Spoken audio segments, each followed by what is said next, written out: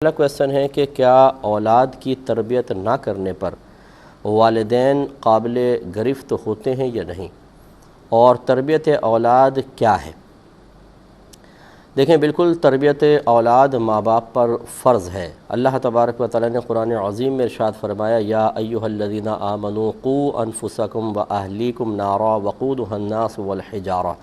اے ایمان والو اپنے گھر والوں اور اپنے آپ کو اور اپنے گھر والوں کو جہنم کی اس آگ سے بچاؤ جس کا ایندھن آدمی اور پتھر ہیں۔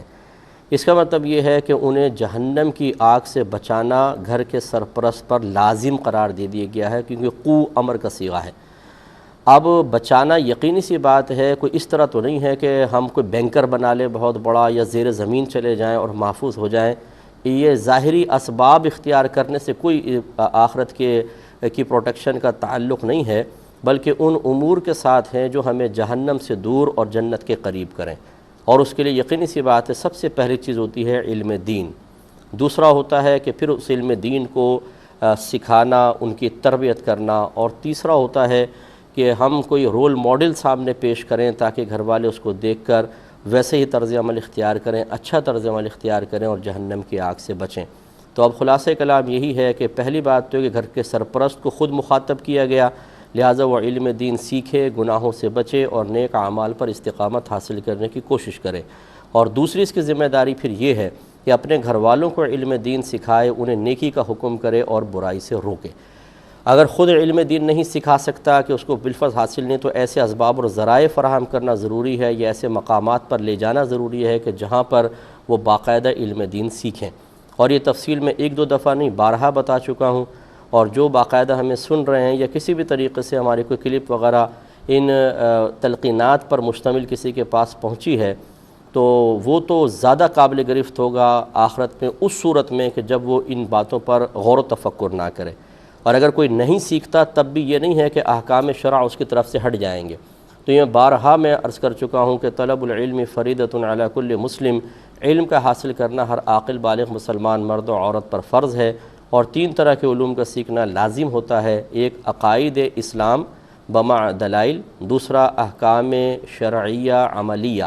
ایسے احکام کو سیکھنا جن کا تعلق ہمارے عمل سے ہے، جو بالغ ہو جانے کے بعد عبادات ہم پہ فرض یا واجب ہوں ان کا اتنا علم سیکھنا لازم ہے کہ ہم بغیر کسی غلطی کوتاہی کے اور تقاضائے شریعت کے مطابق ان اعمال کو کر سکیں۔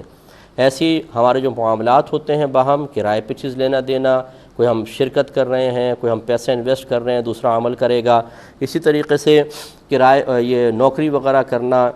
پھر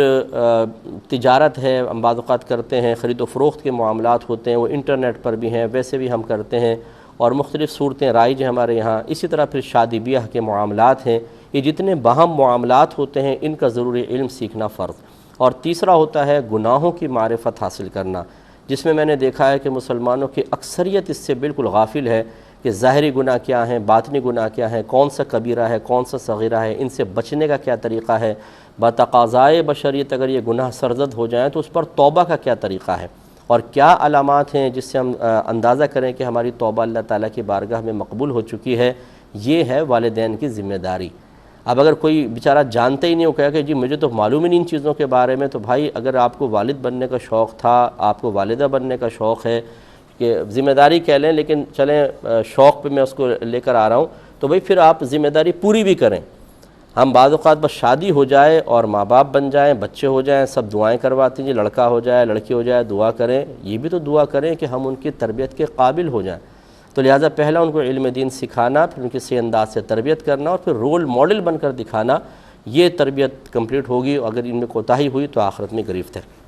اور یہ حدیث میں ہے، نبی کریم صلی اللہ علیہ وسلم نے ارشاد فرمایا کہ اگر بچوں کی تربیت میں مفہوم بتا رہا ہوں کہ اگر تربیت میں کوتاہی ہو تو بالغ ہو جانے کے بعد اولاد جتنے گناہ کرے گی اس کا وبال ماں باپ پر بھی ہوگا۔ ایک کالر ہمارے